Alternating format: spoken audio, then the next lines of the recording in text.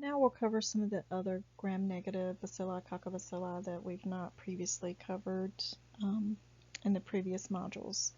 And so these organisms typically do not grow on McConkey, um, and they also usually require some sort of special media to help them grow to present their characteristics as well.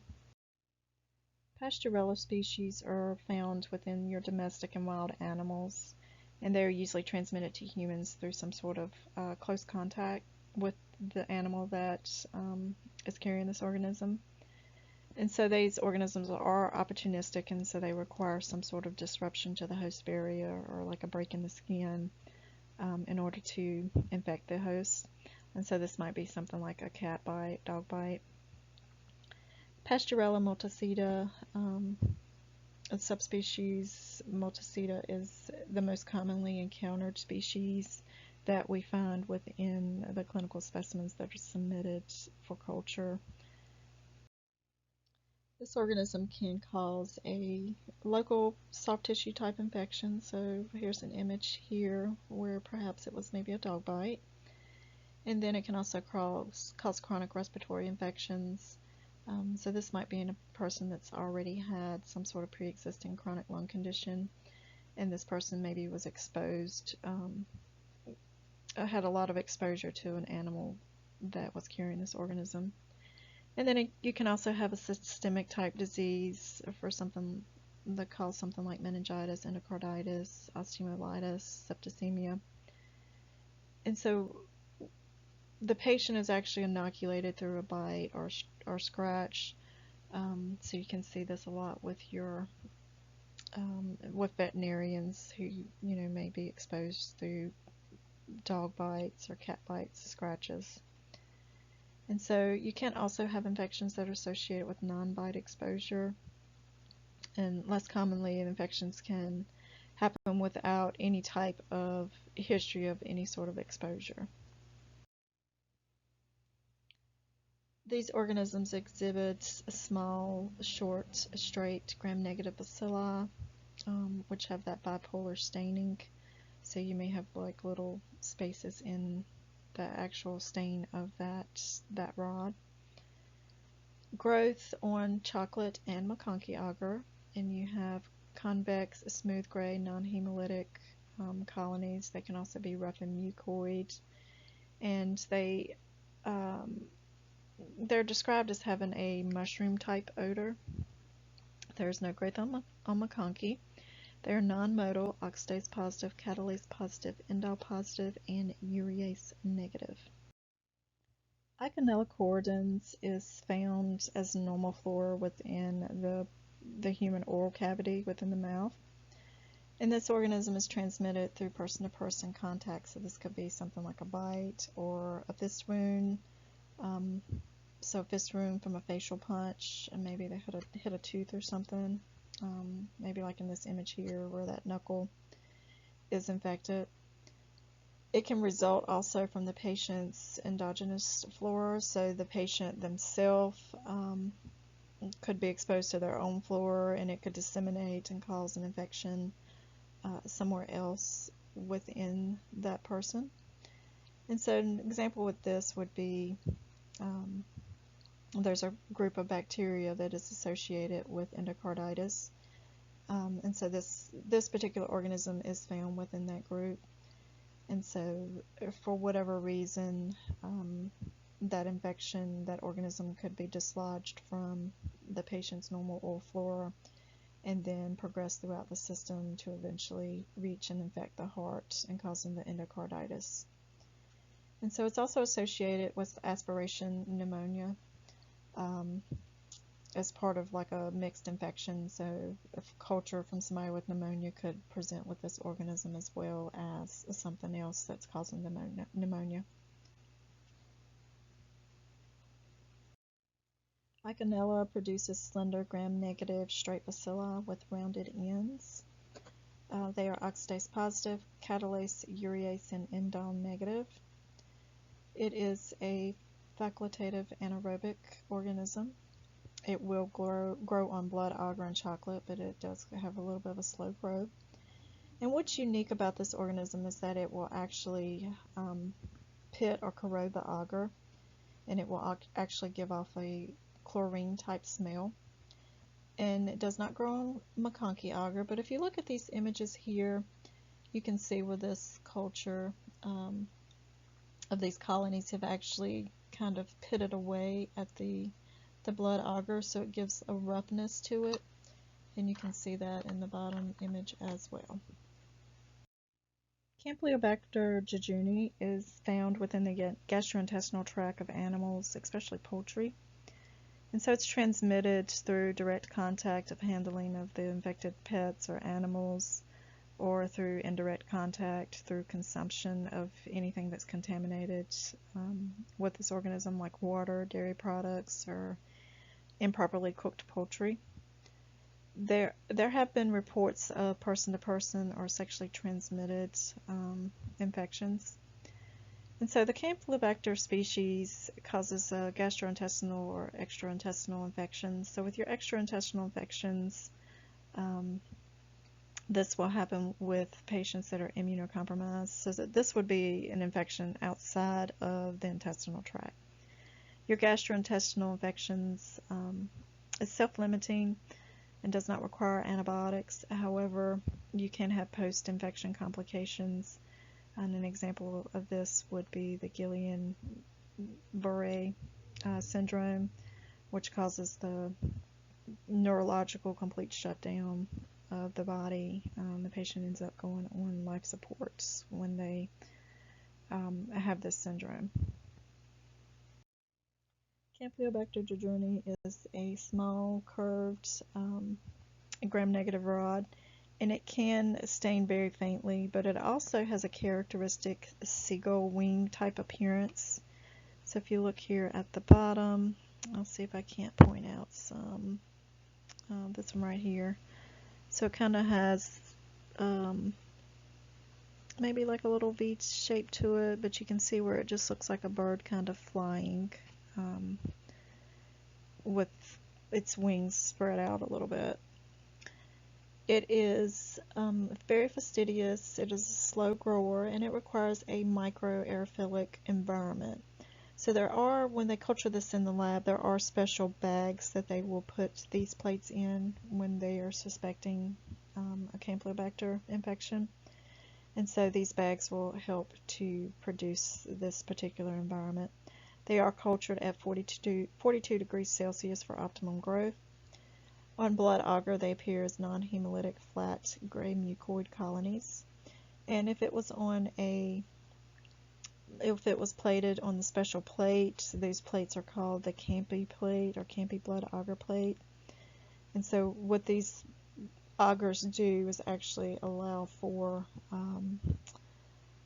the organism to grow by itself due to the different antibiotics and stuff that are in there. Then it inhibits the growth of the other normal flora that you would find in the GI tract, because obviously if you're expecting this in the GI tract, you would be doing a stool culture, and so with a stool culture you're going to have a lot of normal flora that would grow.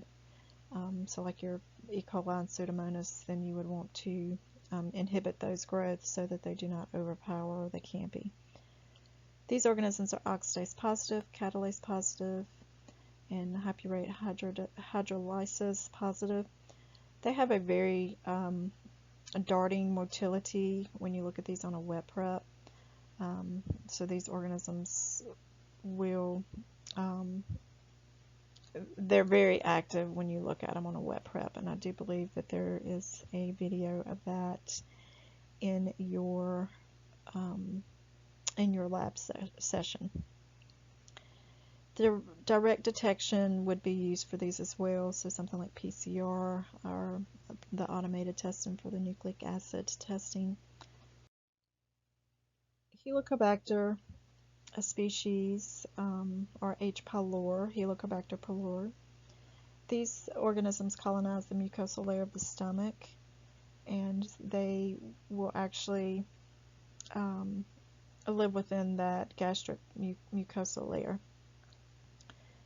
If you have an infection with the H. pylori, you will get gastritis, and it can also cause the peptic ulcers, and it can also progress to a gastric cancer. These organisms do produce urease, which will cause an increase in the pH.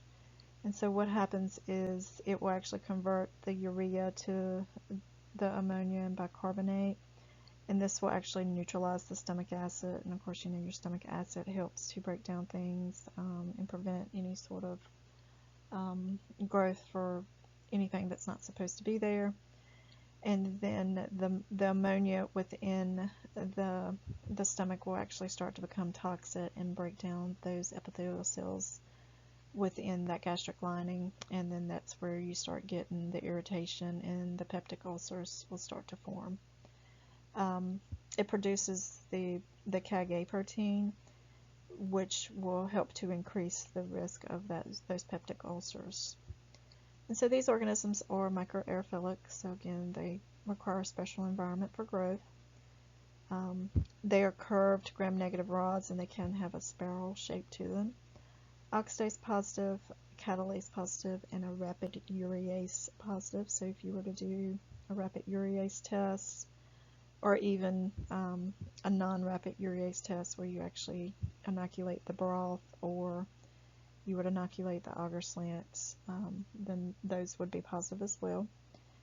This organism is usually not cultured because there are more rapid ways to identify this organism. Some of those ways to detect it would be to include a gastric tissue biopsy sample, and you could stain that sample where you're actually looking for the organism within that stain. And then you can also take that biopsy material and put it into a urease broth or some sort of rapid urease detection device, and those rapid kits can usually give you a result within a few minutes to a couple of hours. And so this kind of helps give you a presumptive identification by using these rapid tests. You can also do different automation tests, enzyme immunoassay, where you're looking for that antigen in the stool sample. You can also do a urea breath test, although I don't think that most places are using these anymore because there are other rapid methods. But if for any reason you couldn't do a biopsy sample or stool sample, then there is the urea breath test, where it actually is detecting the amount of bicarbonate that's going to be labeled within that patient's breath.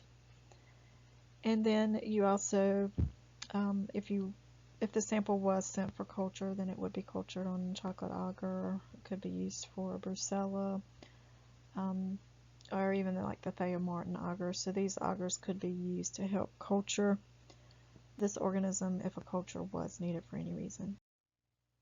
Legionella pneumophila this organism is actually found in warm aquatic habitats. So you can find this organism in lakes, rivers, different marine water, moist soil. And it can also be found in man-made facilities. So this is the organism that is associated with like Legionnaire's disease, where it actually gets into like the ventilation system within your air ducts, and then it can be aerosolized and spread throughout the air system. And there's no person-to-person transmission associated with this organism. So these infections are acquired through the environmental sources, and so an example with the contaminated air sources through like your cooling ducts from stagnant water, then this would be transmitted through the air. The patient would inhale it. And these organisms actually possess genes that are able to trick the patient's cells, so like the white blood cells, and it will actually allow the cell will actually transport this organism into the cell, and then it will, inside that cell, it will replicate and multiply within that cell, and then it's excreted from that cell. So you can see an image here where the organism goes in, it actually replicates, and then it comes out of that cell. So at about 14 hours it has really multiplied. It also produces cellular components and extracellular products that impair the cell's ability to use oxygen or enzymes, so it actually causes problems for any of the cells that it enters into. Legionella pneumophila causes a pneumonia type infection, or also known as Legionnaire's disease. And so it does account for 1 to 5% of the cases of pneumonia. But if it is left untreated, it can have about a 30% mortality rate. It also causes Pontiac fever, which is a self-limiting, non-fatal influenza-like respiratory infection. And it also can cause an extrapulmonary infection, so it can infect wounds, encephalitis or endocarditis. And those at risk include those that are immunocompromised, or 60 years of age or older, or have some sort of history of being a heavy smoker.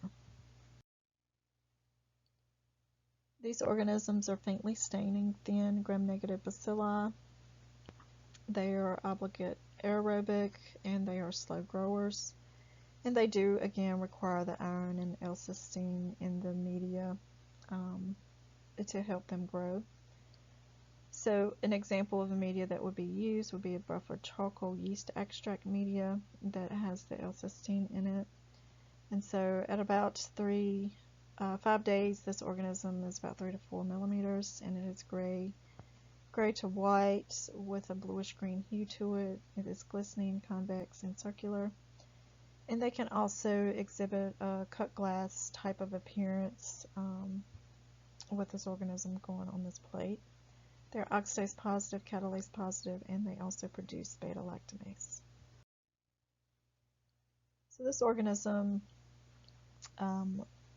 could be direct detected through a tissue sample, so a material within the lung, some sort of biopsy from the lung tissue could be stained to look for this organism.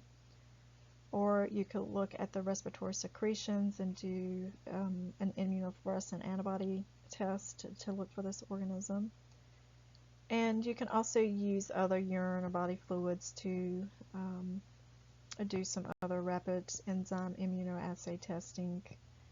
And then you can also do molecular testing through PCR or mass spectrophotometry. Rat bite fever is caused by Streptobacillus or Spirillum. And so these organisms are both gram-negative. Your Streptobacillus is a bacillus, where your Spirillum is actually like a spiral or a helical type organism. Your Streptobacillus is a facultative anaerobic. It is non-modal, pleomorphic, and it causes rat bite fever.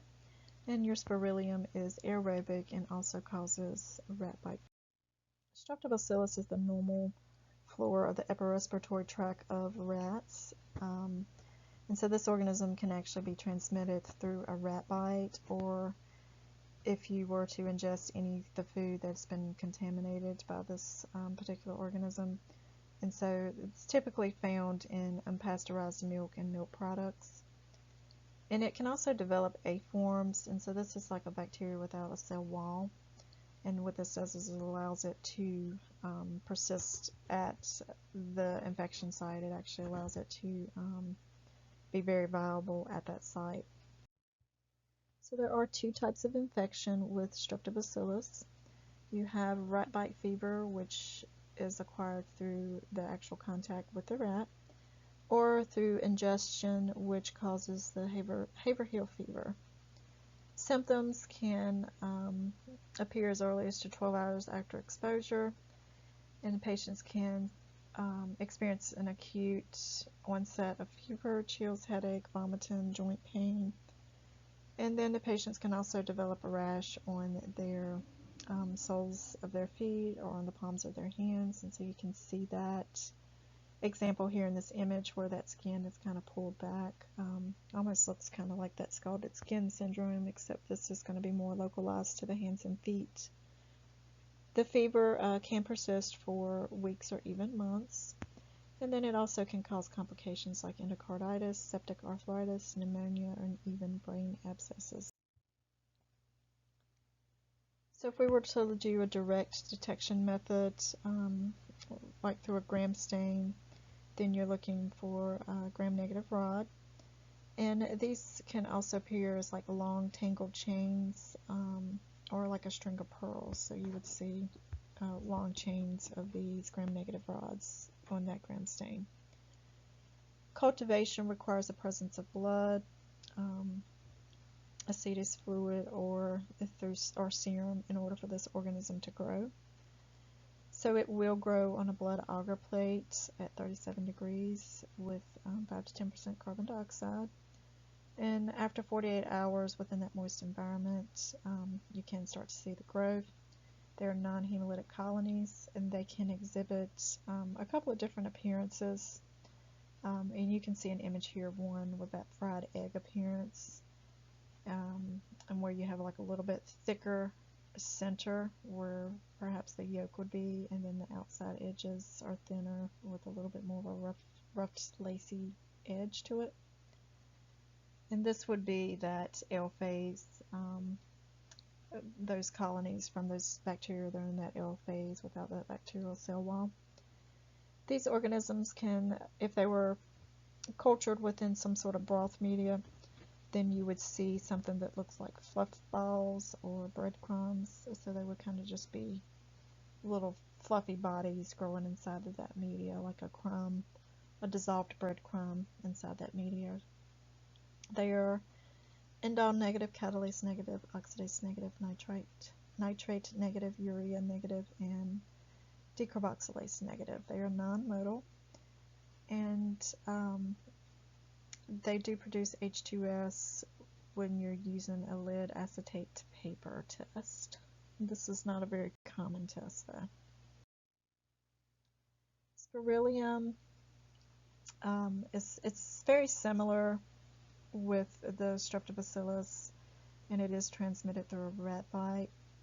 The disease associated with this is Sudoku, and so this is a form of a rat bite fever in humans. And so the symptoms are very similar, with the main difference being that you don't develop the arthritis with this organism.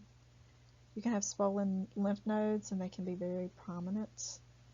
The wounds will spontaneously heal, but you can have reulceration of those wounds, and it'll create the granulomatous lesion. And so the incubation period is a little bit longer than the Streptobacillus rat fever, but also something that you can see is this rash that this organism will produce as well. Spirillum cannot grow on media, but if you were to do a gram stain on this organism, then you would see those spiral gram-negative organisms, and so these are called spiralochetes. So in order to detect this organism, you would, it requires a little bit of an inhumane method where you actually use mice or guinea pig to inject them with this organism, and then you would test that actual animal looking for these spirochetes within that organism, within that animal. And so that would be a very long culture, because it can take like 1 to 3 weeks to actually recover that organism from that animal. So the best test method for this would be a serum antibody test.